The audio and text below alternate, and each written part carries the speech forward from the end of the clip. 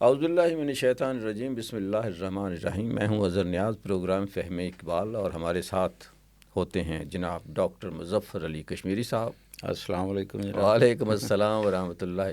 کیسے ہیں سر؟ جی الحمدللہ، طبیعت آپ کی ٹھیک ہے؟ شکر کوئی آخری بند رہتا تھا غالباً نظم کا نہیں، جو آخری بند نہیں، آخری بند رہتے ہیں۔ اچھا کچھ رہتے ہیں، لیکن اچھا آج آخری پروگرام ہوگا ہماری جو موجودہ اس سلسلے نظم کا جس پر ہم گفتگو کر رہے ہیں یہ ہے علامہ اقبال کی نظم جس کا عنوان ہے والدہ مرحومہ کی یاد میں۔ جی، اور یہ نظم جو ہے وہ 13 بند پر مشتمل ہے۔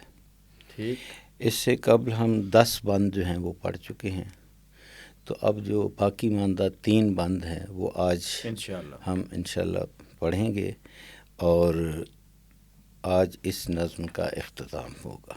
جی تو میں آپ کی اجازت سے سر، ابتدا کرتا ہوں۔ کہتے ہیں اہل جہاں درد اجل ہے لا دوا۔ لوگ کہتے ہیں اہل جہان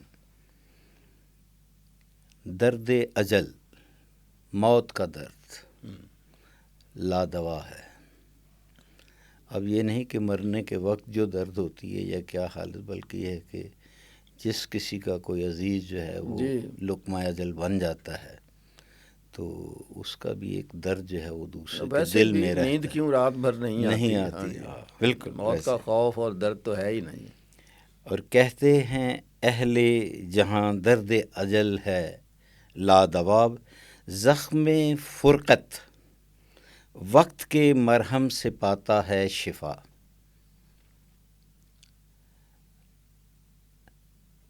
موت بھی جدائی کا ایک جو ہے وہ مرحلہ ہے، اور زخم فرقت جدائی کا جو زخم ہے، یعنی جدائی کا جو درد ہے، وقت کے مرہم سے پاتا ہے شفا۔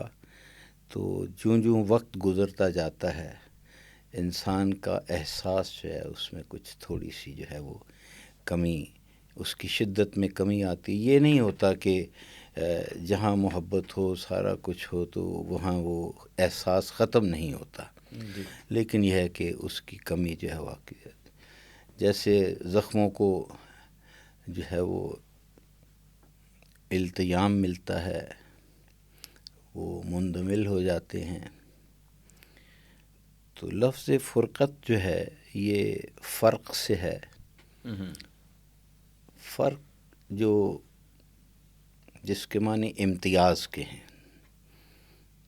کوئی بھی دو چیزوں کے درمیان جو ہے وہ پتہ چلے کہ کیا امتیاز ہے، کون سی اچھی ہے کون سی بری ہے۔ فاروق کسی سے لفظ ہے نا؟ جی، فاروق فرق کرنے والا، جی ہاں۔ اور اسی لفظ کو اگر ہم فرق ادا کریں تو یہ فرقہ کی جمع ہو جاتی ہے۔ اوکے، ایک اعراب کی تبدیلی سے جو ہے اگر ہم فرق کہیں تو پھر جو ہے وہ لو فرقت جو ہے وہ جدا کرنے والا ہے۔ جدائی کے لیے بھی یہ لفظ استعمال ہوتا ہے۔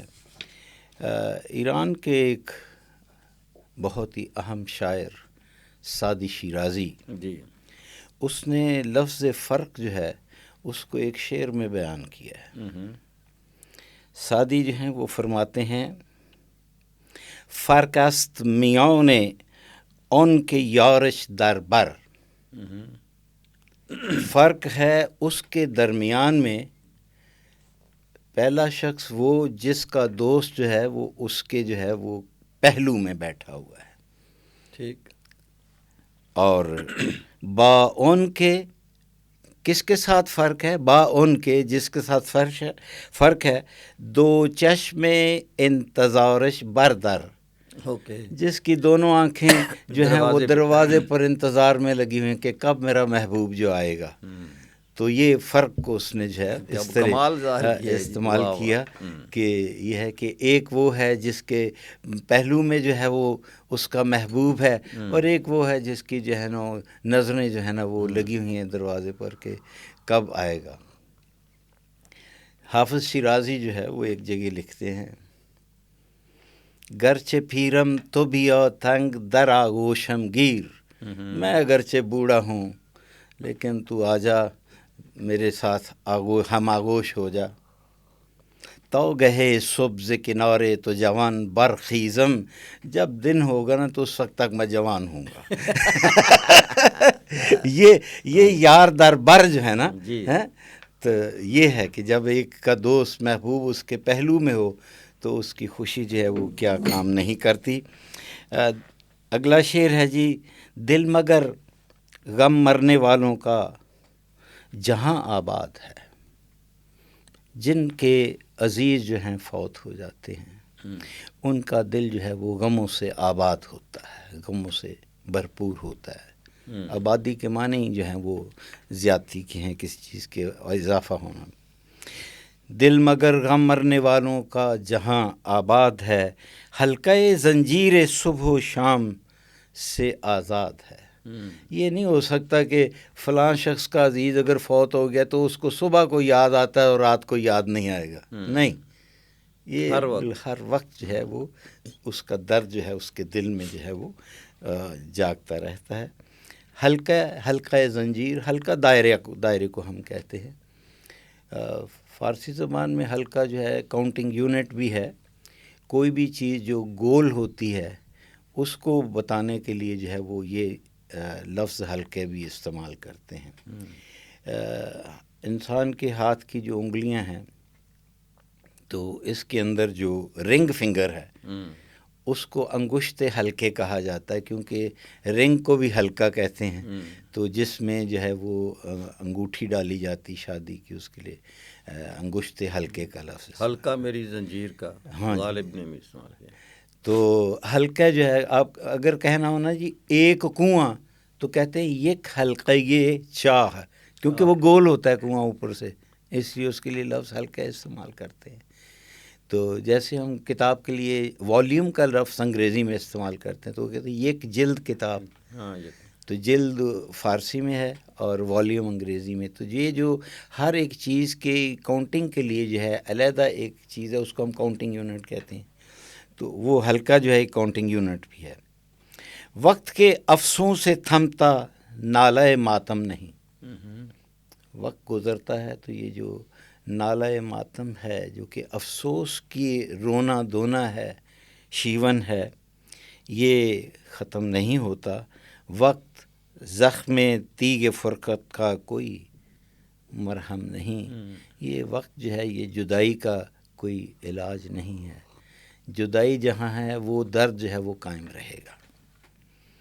مراد یہ ہے کہ علامہ جو ہے اپنی والدہ کو یاد کر رہے ہیں اور وہ کہتے ہیں کہ اب تیرے بعد جو تمہاری یاد ہے وہ ہر وقت جو ہے وہ میرے دل میں ہے اور رہے گی۔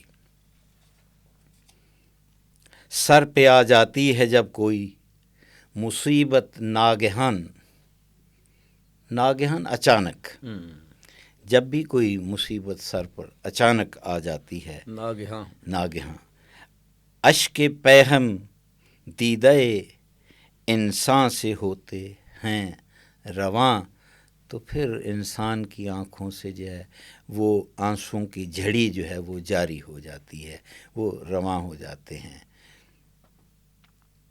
ربط ہو جاتا ہے دل کو نالہ و فریاد سے، اور وہ حالت ہی ایسی ہوتی ہے کہ پھر انسان جو ہے اس کا ایک تعلق جو ہے وہ قائم ہو جاتا ہے نالہ و فریاد سے، اور خون دل بہتا ہے آنکھوں کی سرشک آباد سے۔ اور جس وقت بہت زیادہ غم کی شدت ہو جاتی ہے تو وہ پھر کہتے ہیں کہ وہ جو آنکھوں سے آنسو نکل رہے ہوتے ہیں، جس کو فارسی میں سرشک بھی کہا جاتا ہے، سرشک اشک کا ہی دوسرا نام ہے، تو وہ جو ہے وہ خون میں تبدیل ہو جاتے ہیں، یعنی بہت ہی زیادہ شدت کی جو یاد ہے، خون کے آنسو رونا، یہ اس طرف علامہ نے اشارہ فرمایا ہے۔ اور پھر کہتے ہیں کہ آدمی تاب شقیبائی سے گو محروم ہے۔ لفظ تاب ہے، فارسی زبان کا لفظ ہے، علامہ کا تمام تر کلام جو ہے وہ فارسی الفاظ سے بھرپور ہے. تاب فعل بھی ہے اور اسم بھی ہے. تاب جو ہے یہ اس کا جو مصدر ہے وہ تافتن ہے. اچھا.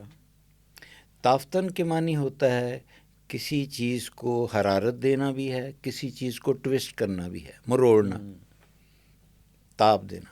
تو تابدار جو ہے جی وہ پھر اس کے چمک کے معنی میں آئے گا، چمک دمک کے معنی میں آئے گا. وہاں اسم کے طور پر استعمال ہو رہا ہے. اوکے. چونکہ میں نے عرض کیا کہ یہ فعل بھی ہے اور یہ اسم ہی ہے، تو لیکن اس کا فعل جو ہے وہ ہے تافتن. تافتن، تافت اس کا حالت ماضی ہے. تاب جو ہے یہ مضارع ہے اس کا. اوکے. تاب کو جب ہم اسم کے طور پر لیتے ہیں تو جیسے ابھی آپ نے فرمایا، علامہ نے اپنے ایک شعر میں کہا ہے گیسوئے تابدار کو اور بھی تابدار کر، کہ یہ جو تمہاری خمدار زلف ہے جی اگر اس میں کوئی اور خم پڑ جائے تو تمہاری خوبصورتی میں اور بھی جو ہے وہ اضافہ ہو جائے گا. جی. تاب جو ہے یہ جو جھولا جو ہوتا ہے وہ ساون کے پڑے جھولے، اس کو ہم تاب بازی جو ہے سوئنگ کو بھی تاب اس کے لیے بھی کہتے ہیں. تاب جو ہے وہ چمک دمک، جب تابدار ہوتا ہے تو چمک دمک بھی کے بھی معنی میں اور خامدار کے معنی میں بھی آتا ہے. تو یہ تاب مختلف. تو یہاں جو ہے تاب جو ہے ٹالرنس کے معنی میں آ رہا ہے، برداشت کے معنی میں. اوکے.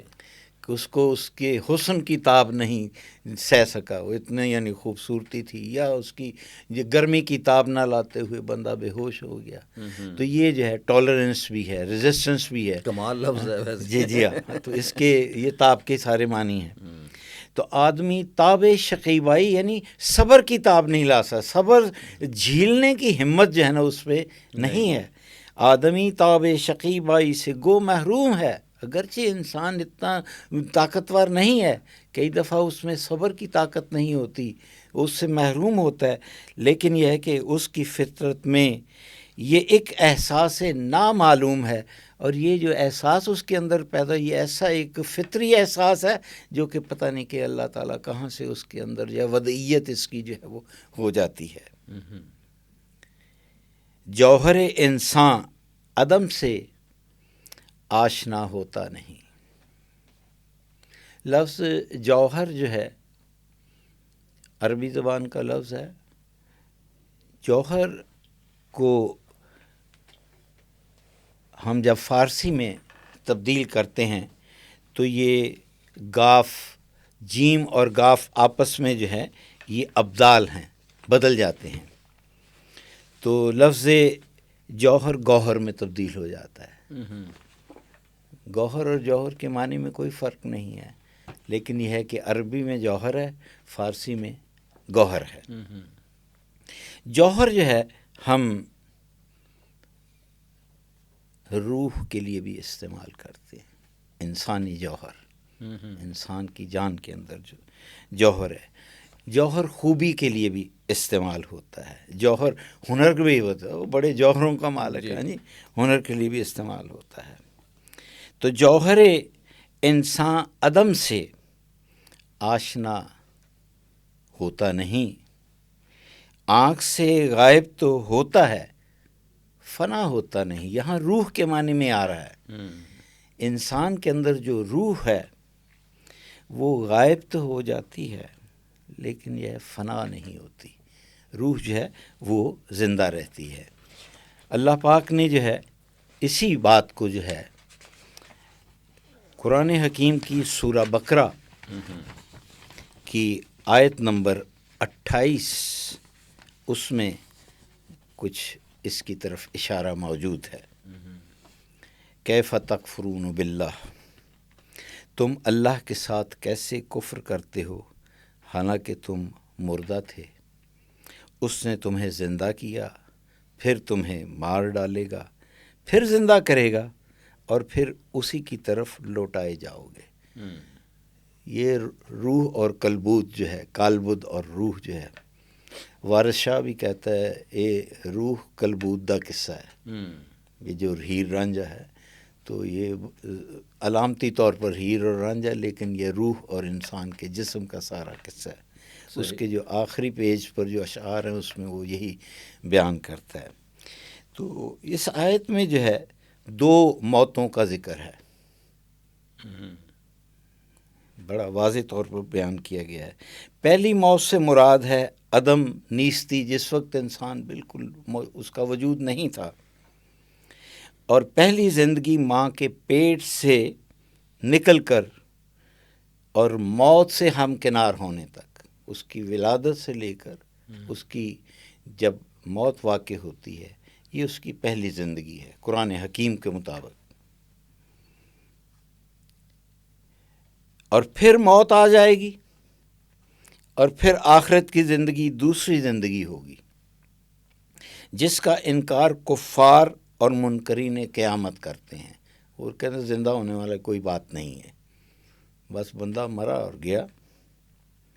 شوکانی نے اور بعض علماء کی رائے جو ہے اسے ذکر کی ہے کہ قبر کی زندگی جس کا انکار کفار اور منکرین قیامت کرتے ہیں. شوکانی نے بعض علماء کی رائے ذکر کی ہے کہ قبر کی زندگی دنیاوی زندگی میں ہی شامل ہے. قبر کے اندر بھی بندہ زندہ ہے، وہاں وہ عالم برزخ کی زندگی شروع ہو جاتی ہے. صحیح یہ ہے کہ برزخ کی زندگی حیات آخرت کا پیش خیمہ اور اس کا سرنامہ ہے، اسی لیے اس کا تعلق آخرت کی زندگی سے ہے. 2 زندگیاں 2 موت جو ہے قرآن حکیم میں جائیے بیان کیا گیا ہے.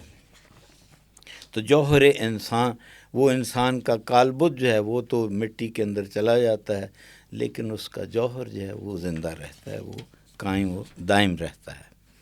اگلے شعر کی طرف چلتے ہیں. اگلے شعر میں علامہ کیا فرماتے ہیں؟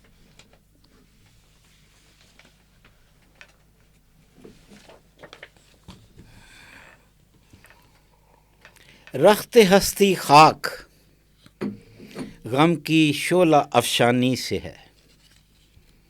رخت کے ویسے تو فارسی زبان میں لباس کے معنی رخت ہے، اسی طرح دھوبی جو ہے اس کو ہم رخت شور بھی کہتے ہیں. اچھا، کپڑے دھونے والا رخت شور. ہاں، لیکن قدیم فارسی میں گازر بھی اس کو کہا جاتا ہے. جی ہاں، تو ہم رخت سفر ہم کہتے ہیں، سفر کا سامان باندھ لینا کپڑا لتا بالکل. رخت ہستی خاک غم کی شعلہ افسانی سے ہے، سرد یہ آگ اس لطیف احساس کے پانی سے ہے. تو اس زندگی کے جو لباس ہے، انسان کو جو زندگی اللہ تعالیٰ نے دی ہے، تو اس کی جو غم ہے اس کے بکھر جانے سے جو ہے یہ کام ایسی نہیں ہوتا. غم جو ہے اس کے رہتا ہے اس کے اندر. شعلہ افشانی سے مراد ہے کہ اس کے غموں کے جو ہے نا وہ بکھر جانا. افشان فشاندن سے ہے کسی چیز کا چھڑکاؤ کر دینا. جب کسان جو ہے جب کھیت کے اندر بیج پھینکتا ہے تو وہ بذر افشانی کہلاتا ہے، کہ جو ہے بیج جو ہے اس کو جو ہے وہ چھٹا لگانا، اس کا چھٹا. آہ یہ ضبط فغاں، یعنی رونے دھونے پر تھوڑا سا اس پر ضبط کر لینا. آہ یہ ضبط فغاں غفلت کی خاموشی نہیں. یہ ایسا نہیں ہے کہ انسان جو ہے وہ غافل ہو گیا اس کا اور اس کی خاموشی ہے. آ گئی ہے یہ دل آسائی فراموشی نہیں. انسان کبھی بھی وہ غم جو ہے اس کو نہیں بلا پاتا، وہ صرف اس پر تھوڑا بہت سمجھے کہ ضبط ہو جاتا ہے، وقتی طور کے اوپر جو ہے وہ رونا بلکنا جو ہے اس کو جو ہے وہ کنٹرول کر لیتا ہے. پردہ مشرق سے جس دم جلوہ گر ہوتی ہے صبح، جس وقت مشرق سے سورج طلوع ہوتا ہے، دن کا اجالا نکلتا ہے، رات کی سیاہی ختم ہوتی ہے، تو داغ شب کا دامن آفاق سے دھوتی ہے صبح. اور وہ جو رات کا اندھیرا ہوتا ہے وہ چھٹ جاتا ہے، اور یہ جو مشرق سے طلوع ہے سورج کا جو اجالا ہے وہ سارے اس کے اندھیرے کو ختم کر دیتا ہے۔ لالہ افسردہ کو آتش کبا کرتی ہے یہ، اور بے زباں طائر کو سرمست نوا کرتی ہے۔ یہ پھر ایک منظر کشی ہے علامہ کر رہے ہیں۔ جس وقت صبح کا سورج طلوع ہوتا ہے تو اس وقت جو ہے وہ جو پھول لالا کا پھول ہے، اصل میں جس وقت دنیا کی ہر چیز جو ہے وہ رات کو سوتی ہے، تو جو پھول ہوتا ہے وہ بھی رات کو ایسے بند ہوتا ہے، جو ہی صبح ہوتی ہے تو وہ پھول جو ہے وہ بھی کھل جاتا ہے۔ پھول کا کھلنا ساتھ ہی ساتھ جو ہے پرندے پرندے جو ہیں وہ اللہ کی تسبیح جو ہے اس کے اندر مشغول ہو جاتے ہیں۔ ان کا جو چہچہانا ہوتا ہے وہ ایسے نہیں ہے جی، وہ اللہ تعالیٰ کی تسبیح کر رہے ہوتے ہیں۔ بے زبان طائر، جو پرندہ جو بے زبان ہے، کو سرمست نوا کرتی ہے یہ جو صبح ہے وہ پرندے کو بھی مست کر دیتی ہے۔ سینہ بلبل کے زنداں سے سرود آزاد ہے، اور بلبل جو ہے اس کے سینے میں بھی جو نغمات جو ہیں پوشیدہ ہیں پنہان ہیں وہ بھی جو ہیں وہ نکلنے شروع ہو جاتے ہیں، یعنی بلبل جو ہے اس نے بھی چہچہانا شروع کر دیتا ہے۔ سینکڑوں نغموں سے باد صبح دم آباد ہے، اور جس وقت صبح کا وقت ہو جاتا ہے تو پھر بہت سارے نغمات جو ہیں سننے کو ملتے ہیں، پرندوں کی چہچہاہٹ آتی ہے، انسان اپنے روزگار کو چل پڑتا ہے تو بالکل وہ رات کا سکون ختم ہو جاتا ہے، اور آپ کے کانوں میں نئی سے نئی آوازیں جو ہیں وہ آنا شروع ہو جاتی ہیں۔ خفتگاؤں نے لالازار و کوہ سار و رود بار۔ واہ، خفتے کا لفظ فارسی زبان میں ہے، اس کا مصدر ہے خفتن یعنی سونا۔ جی، خفتن کے لیے فارسی زبان میں مختلف مصادر جو ہیں آئے ہیں، لیکن ان کا مضارع ایک ہی ہے، وہ خواب ہے، اوکے، نیند۔ وہ کہتے ہیں کہ اگر خفتن ہے تو اس فعل تو اس کا مضارع خواب ہے، اگر خوابیدن فعل ہے تو اس کا مضارع بھی خواب ہے، خسپیدن اگر مصدر ہے تو اس کا بھی فعل جو ہے مضارع جو ہے وہ خواب ہے۔ تو خفتن جو ہے وہ رات کے وقت کے لیے بھی استعمال کیا جاتا ہے۔ ہمارے ہاں آج بھی دیہاتوں میں اگر آپ جائیں تو تھوڑی سی اس میں تبدیلی کر کے وہ کہتے ہیں کفتانی نماز، وہ خفتن ہے اصل میں، خفتن والی نماز، جس وقت سونے کا وقت ہو جاتا ہے وہ نماز۔ تو خفتگان جو سوئے پڑے ہوئے ہیں، کون سوئے ہوئے ہیں؟ جو ہم سے جدا ہو چکے ہیں، جو قبر میں جو ہے سوئے ہیں، آسودہ خاک ہیں جو خفتگان لالازار، وہ جو لالازاروں میں سوئے ہوئے ہیں، وہ جو ہیں لالا کے پھول جو سو جاتے ہیں رات کو۔ کوہسار جو کہ پہاڑوں کے اوپر بھی ہے، رویدگی ہے ان کی۔ رود بار یہ ندی کے لیے ہے۔ علامہ نے تمام منظر کشی جو کی ہے، کہتے ہیں کہ ہوتے ہیں آخر عروس زندگی سے ہم کنار، اور آخر کار یہ جب دن چڑھتا ہے، کیونکہ رات جو ہوتی ہے جب انسان کا یا دوسری چیزوں کا سونا اصل میں ایک موت ہوتی ہے، جی، عارضی موت ہے، اور جس وقت وہ دوبارہ زندہ ہوتے ہیں تو وہ پھر جو ہے وہ کہتے ہیں کہ یہ زندگی کی دلہن جو ہے نا اس کے ساتھ ہم کنار ہو جاتے ہیں، ہم پہلو ہو جاتے ہیں۔ یہ اگر آئین ہستی ہے کہ ہو ہر شام صبح، یہ اللہ تعالیٰ کا قانون ہے، قانون قدرت ہے کہ ہر رات جو ہے اس کی ایک صبح ہوتی ہے، اجالا ہوگا، اگر رات ہے تو انشاءاللہ اجالا ہوگا۔ یہ اگر آئین ہستی ہے کہ ہو ہر شام صبح، مرکد انسان کی شب کا کیوں نہ ہو انجام صبح۔ واہ، تو پھر انسان جو قبر میں پڑا ہوا ہے تو اس کی بھی تو صبح کوئی نہ ہوگی، یعنی دوبارہ زندگی کا پھر جو ہے علامہ نے ادھر اشارہ کر دیا کہ انسان نے مرنے کے بعد زندہ ہونا ہے۔ وہ جو قبر میں ہے اس کے وہ اندھیرا جو ہے وہ دائماً نہیں ہے، وہاں بھی ایک صبح ہوگی۔ مرکد ہم مزار کے لیے استعمال کرتے ہیں، تربت بھی لفظ اس کے لیے استعمال کیا جاتا ہے۔ فارسی میں لفظ خاک جو ہے وہ بھی قبر کے لیے ہی استعمال کیا جاتا ہے۔ یہاں 12واں بند جو ہے اس کا اختتام ہوتا ہے. اب ہم آخری بند کی طرف آتے ہیں، اور علامہ آخری بند جو ہے اس کی ابتدا جو ہے وہ اپنی والدہ محترمہ کو خطاب کر کے جو ہے وہ بولتے ہیں. دام سیمین تخیل ہے، دام سیمین تخیل، میرے خیالات کا جو دام ہے، جو جال ہے، اور وہ بڑا چاندی کا ہے، سونے کا ہے، طلائی ہے. دام سیمین تخیل ہے میرا آفاق گیر، اس نے تمام دنیا جو ہے اس کو اپنے دام میں جو ہے وہ لیا ہوا ہے.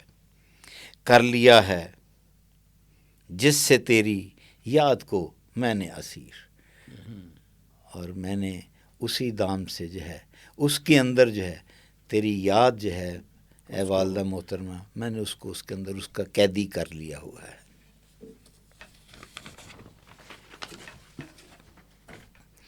یہ آخری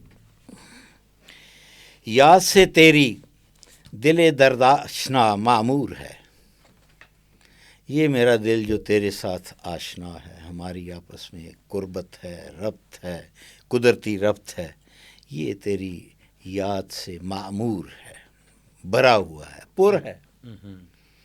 جیسے کعبے میں دعاؤں سے فضا معمور ہے، جس طرح جو بھی شخص خانہ کعبہ میں جاتا ہے وہ اپنے دست پہ دعا جو ہے اس کی فضا خانہ کعبہ کی دعاؤں سے بھرپور ہوتی ہے، معمور ہوتی ہے.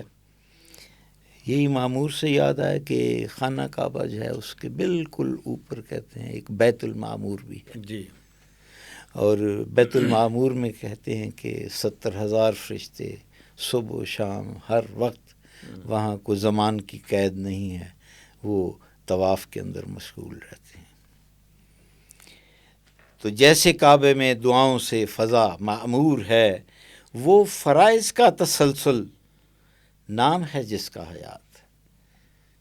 جب انسان اس دنیا میں آیا تو اس پر کچھ فرائض اور واجبات جو تھے وہ اس کو سونپے گئے، اور انہی فرائض کی ادائیگی جو ہے یہ زندگی کا نام ہے.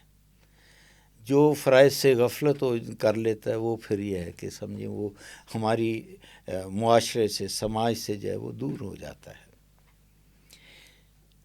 وہ فرائض کا تسلسل نام ہے جس کا حیات، جلوہ گاہیں اس کی ہیں لاکھوں جہانے بے ثبات.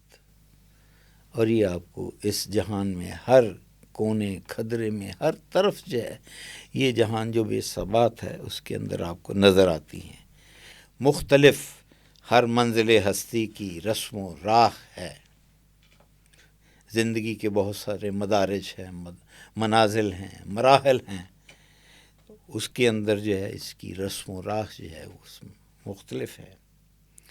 آخرت بھی زندگی کی ایک جولان گاہ ہے، اور جو زندگی کا آخری جو سما ہے، جو زمان ہے، یہ بھی ایک جولان گاہ ہے. جولان گاہ جو ہے در حقیقت اس میدان کو کہا جاتا ہے جس کو ہم فارسی زبان میں مزمار کہتے ہیں.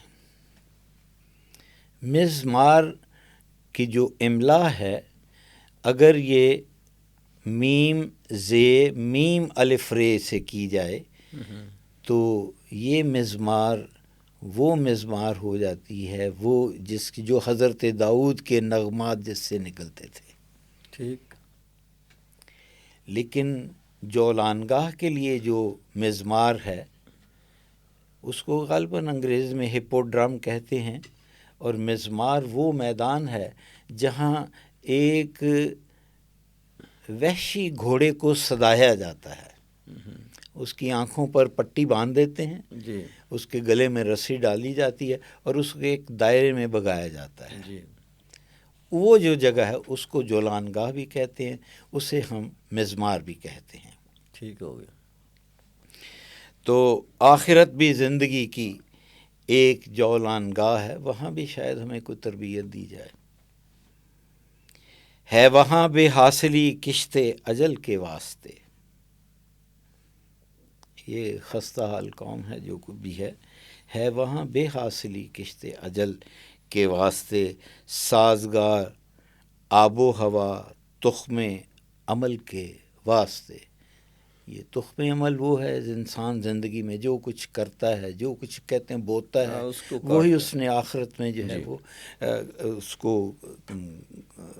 کو حاصل کرنا ہوتا ہے. تو بے حاصلی کشت اجل کے واسطے، تو یہ جو موت ہے یہ بے حاصل بھی ہو سکتی ہے. کاش آپ نے کوئی عمل کا اچھا بیج جو ہے وہ بویا ہو، تو پھر یہ زندگی جو ہے آپ کی جو ہے وہ سازگار ہے. علامہ نے میرے خیال ایک جگہ عمل سے زندگی بنتی ہے، جنت بھی جہنم بھی، یہ خاکی اپنی فطرت میں نہ نوری ہے نہ ناری ہے بیان کیا. تو نور فطرت ظلمت پیکر کا زندانی نہیں. یہ اللہ تعالیٰ کا نور ہے جو کہ روح کی صورت میں انسان کے باطن کے اندر، اس کے وجود کے اندر موجود ہے. تو نور فطرت ظلمت پیکر، ظلمت یہاں اندھیرا ہے، پیکر کا اندھیرا، یہ انسان کا جسم جو ہے اس کے اندر اندھیرا ہے، روح اس کے اندر ہے. تو نور فطرت ظلمت پیکر کا زندانی ہے، قیدی نہیں ہے. تنگ ایسا حلقہ افکار انسانی نہیں، اور زندگانی تھی تیری ماہتاب سے تابندہ تر. تیری زندگی جو تھا وہ چاند سے بھی زیادہ جو ہے وہ روشن تھی. خوب تر تھا صبح کے تارے سے بھی تیرا سفر. آپ دیکھیں کہ ساری رات تارے نکلتے رہتے ہیں، لیکن ایک ستارہ جس کو ہم مارننگ سٹار کہتے ہیں وہ صبح کی روشنی میں بھی نظر آتا ہے. جی، ساری رات کا سفر کرنے کے باوجود وہ جو نظر آتا ہے، تو وہ کہتے ہیں کہ خوب تر تھا صبح کے تارے سے بھی تیرا سفر. بالکل جس طرح کا وہ سفر طے کرتا ہے جو صبح کو بھی نظر، تیرا سفر بھی اسی کی مانند تھا. اپنی والدہ کو خطاب کر کے کہہ رہے ہیں. اور مثل ایوان سحر مرکت فروزاں ہو تیرا. جس طرح یہ دنیا صبح کی جو ہے وہ جب صبح دم طلوع ہو جاتی ہے اور اس سے یہ دنیا جو ہے وہ ساری روشن ہو جاتی ہے، اللہ کرے کہ تمہاری قبر جو ہے وہ بھی ایک ایسا محل ہو اور وہ بالکل روشن ہو جس طرح کی یہ دنیا جو ہے یہ روشن ہے. مثل ایوان سحر مرکت فروزاں، فروزاں یعنی چمک، روشن ہو تیرا. اور نور سے معمور یہ خاکی شبستان ہو تیرا. اور یہ جو تمہارا شبستان ہے، شبستان میں دیکھتا ہوں کہ راولپنڈی میں بھی اور وہاں لاہور میں بھی 2 سینما جن کا نام شبستان انہوں نے رکھا ہوا ہے. لیکن شبستان کے جو لغوی معنی ہیں وہ یہ ہے کہ مسجد کے اندر وہ مقام جہاں رات کو ایک شخص مسلمان عبادت کرتا ہے وہ شبستان ہے. یہاں وہ ہے جو اپنی رات ضائع کرتا ہے وہ وہاں سنیماؤں کے نام رکھے ہوئے. تو بہرحال ٹھیک ہے، تو انہوں نے نام دیا ان کو. تو علامہ فرماتے ہیں کہ نور سے معمور یہ خاکی شبستان ہو تیرا. دعا کر رہے اپنی والدہ کے لیے. اور آسماں تیری لحد پر شبنم افشانی کرے. کیا شعر ہے جی. آسماں تیری لحد پر، یہ لحد کا لفظ جو ہے یہ عربی زبان میں ہم قبر کے لیے استعمال کرتے ہیں. اور گزشتہ ایک جلسے میں اچانک ایک حدیث میں بیان کرنا چاہ رہا تھا تو میرے ذہن سے وہ یادداشت جو ہے بڑھاپے میں کچھ ہو جاتا ہے، تو وہ تھی کہ چنین گفت پیغمبر راست گو، چنین گفت پیغمبر راست گو، زے گہوار تا گور دانش بجو. اللہ پاک کے جو سچے پیغمبر تھے، راست گو جو تھے، انہوں نے فرمایا کہ گہوارے سے گور تک اپنے جھولنے سے جو ہے قبر تک جو ہے علم کو حاصل کرو. تو اچانک میں جب اسٹوڈیو سے باہر گیا تو پھر وہ میرے ذہن میں آ گیا، لیکن یہاں بیٹھے رہے، ہمیں کوئی یاد ہی نہیں آ رہی تھی، صرف ایک لفظ چنین جو تھا نا وہ نہیں ذہن میں آ رہا تھا۔ تو یہاں جو لحد جو ہے یہ قبر کے لیے جو ہے استعمال کیا گیا ہے۔ آسماں تیری لحد پر شبنم افشانی کرے، دعا کی جاتی ہے کہ اللہ تعالیٰ جو ہے وہ تمہاری قبر جو ہے اس پر شبنم افشانی ہو۔ اللہ تعالیٰ نے اب قرآن حکیم میں سورہ توبہ جو کہ قرآن حکیم کی 9ویں سورت ہے، اس کی آیت نمبر 84 جو ہے، اس شعر میں کچھ اس طرف بھی اشارہ ہے۔ میں پہلے اس بیت کو مکمل کرتا ہوں۔ آسماں تیری لحد پر شبنم افشانی کرے، سبزہ یہ نو رستے اس گھر کی نگہبانی کرے۔ نو رستے جو ہے بالکل تازہ تازہ جو سبزہ جو ہے وہ اگتا ہے، اس کو ہم سبزہ یہ نو رستے جو ہے کہتے ہیں۔ کوئی بچہ جو ہے وہ جو ہی جوانی میں قدم رکھتا ہے تو اس کے منہ پر ایک لویں جو ہیں ظاہر ہوتی ہیں، یہ بھی نو رستے ہوتا ہے۔ تو بلکہ اہل ایران کہتے ہیں کہ خط بھی کہتے ہیں، نہیں اس کو کہتے ہیں کہ لباش سبز شدے۔ فارسی زبان میں سبز کا لفظ جو ہے سانولے کے لیے بھی استعمال، تو یہ رنگ بدلتا ہے، تھوڑا بدل جاتا ہے۔ تو یہ یہاں جو ہے وہ اس طرح ہے کہ مسلمان جو ہے اس کے لیے یہ ہے کہ وہ اپنے جو بھی اس کے مرحوم لواحقین ہیں ان کے لیے دعا کرے، ان کی بخشش کی، ان کی قبر پر بھی جائے، جنازہ بھی اس کا دعا ہی ہوتا ہے۔ تو یہ سورت جو ہے سورہ توبہ 84 نمبر سورہ، اس کا میں ترجمہ آپ کی خدمت میں پیش کرتا ہوں کہ ان میں سے کوئی مر جائے تو آپ اس کے جنازے کی ہرگز نماز نہ پڑھیں۔ یہاں ان جو ہے یہ میں عرض کرتا ہوں، اور نہ اس کی قبر پر کھڑے ہوں، یہ اللہ اور اس کے رسول کے منکر ہیں اور مرتے دم تک بدکار بے اطاعت رہیں گے۔ اللہ۔ جب مدینہ منورہ کی ہجرت رسول پاک نے فرمائی تو وہاں ایک شخص جو کہ رئیس المنافقین کہلایا جاتا تھا، جس کا نام عبداللہ بن ابی تھا، تو جس وقت وہ فوت ہوتا ہے تو اس کا بیٹا جو ہے وہ رسول پاک کی خدمت میں حاضر ہوتا ہے۔ بیٹا اس کا مسلمان ہو گیا ہوا تھا، جی، اس کے بیٹے کا نام بھی عبداللہ تھا۔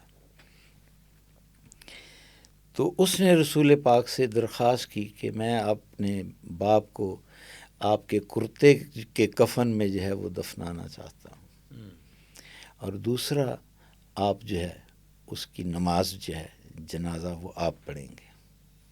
حالانکہ یہاں تو کفار کے لیے دعا کرنا بھی منع ہے۔ رسول پاک صلی اللہ علیہ وسلم نے شفقت فرمائی، اپنا کرتا عنایت کیا اور اس کی امامت بھی کی۔ جب امامت کر دی تو حضرت عمر جو تھے اس جنازے میں شریک تھے۔ آپ نے عرض کی کہ اللہ تعالیٰ نے تو آپ کو حکم دیا تھا کہ آپ نے ان کے لیے دعا بھی نہیں کرنی۔ کہ جی اللہ تعالیٰ نے کیا تھا تو میں اگر 100 بار بھی ہو تو میں دعا اس کے لیے کرتا رہوں گا۔ یعنی وہ واقعی نبی رحمت تھے، رسول پاک جو تھے۔ تو یہ لیکن یہ بھی ہے کہ اگر تم معاف بھی کر دو نا تو میں معاف نہیں کروں گا، وہ اب معاملہ اس کا اور اللہ تعالیٰ کا ہے۔ جی تو یہ ہے کہ اس پر جو ہے نماز جنازہ پڑھا دی، جس پر اللہ تعالیٰ نے یہ آیت نازل فرمائی کہ آئندہ کے لیے منافقین کے حق میں دعائے مغفرت کی قطعی ممانعت فرما دی جائے۔ ہم لوگ جو ہے یہ جو بھی دعائیں، جتنی دعائیں علامہ اقبال نے اپنی اس نظم میں اپنی والدہ کے لیے کی ہیں وہ اس لیے کہ مسلمان تھے، لیکن اگر کوئی غیر مسلم ہے تو اس کے لیے ہمارا دین ہمیں اجازت نہیں دیتا کہ ہم اس کے لیے کوئی بھی دعائے خیر جو ہے وہ عطا کریں۔ تو یہ والدہ مرحومہ کی یاد جو ہے اس کا آخری جو ہے شعر تھا، یا آخری بیت یہ شعر آخری مرتبہ پھر سنا دیں، جی، بہت مزے کا شعر ہے۔ آسماں تیری لحد پر، آسماں تیری قبر پر شبنم افشانی کرے، سبزہ یہ نو رستے اس گھر کی نگہبان، یہاں گھر قبر کو ہی کہا گیا ہے، تو اللہ تعالیٰ اس کا نگہبان ہو۔ بہت شکریہ جی۔ پروگرام تھا فہم اقبال، ہمارے ساتھ تھے جناب ڈاکٹر مظفر علی کشمیری صاحب۔ بہت شکریہ سر، جزاک اللہ، بہت مہربانی، آپ کی نوازش، آپ نے وقت دیا ہم کو حاضری کا۔